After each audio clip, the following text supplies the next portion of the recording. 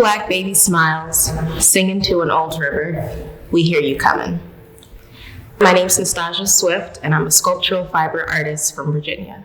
Titling work is difficult. I think it's always difficult, especially when you have to rush or have a deadline on titling, because I feel like those things usually just come to me naturally after I've played around with a bunch of words.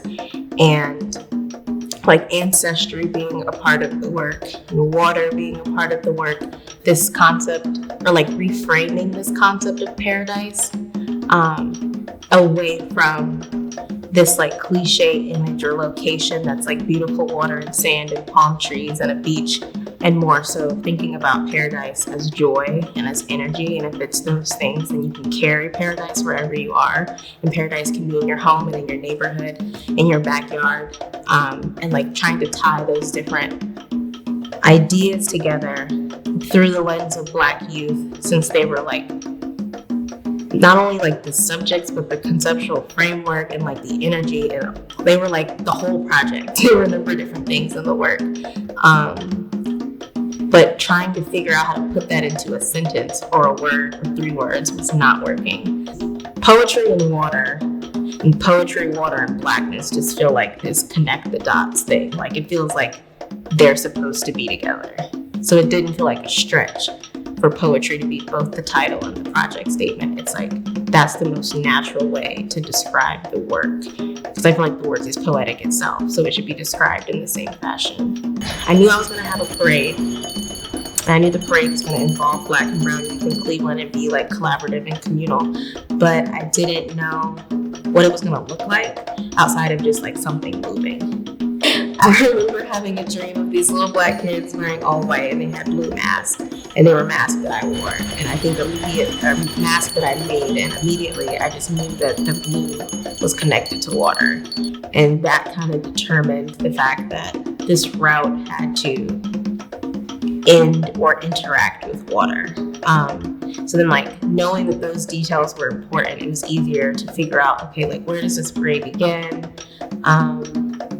What kind of blue am I dyeing these masks in, which made me think of indigo. And because I like to needle felt the work as an object and then dye it whole, as opposed to dyeing the wool and working with it, it kind of introduced this idea of baptisms and physically submerging a body into water and what that means spiritually. And thinking about the fact that the story of this work was beginning way before the parade took place. And it's really cool in the work when the technique and the process gets to speak to the narrative. So I was yes, these masks have to be dyed in indigo. The history of indigo in this country, obviously being specific to enslaved Africans, just made even more sense in terms of pulling together these puzzle pieces that already exist outside of me and just putting it together within the work. It's the water was already there.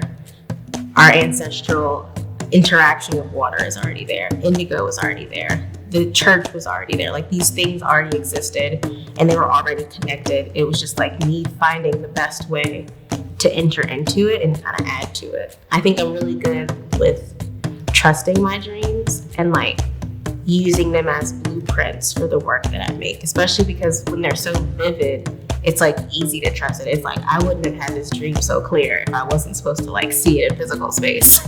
And I could see those beautiful little kids with blue masks, and I was this has to happen. My time in Cleveland has been very inspirational for me and how I hope to enter into other communities and other places. I don't think I've ever done a residency where I allowed myself to be fully immersed and engulfed in another place with so many different people, especially with creatives, and just being able to tap into so many different organizations, and even if it was just something as simple as having a conversation with another artist, whether they participated or helped with the project in any way, just knowing the fabric of this community, especially the Black artists in the city.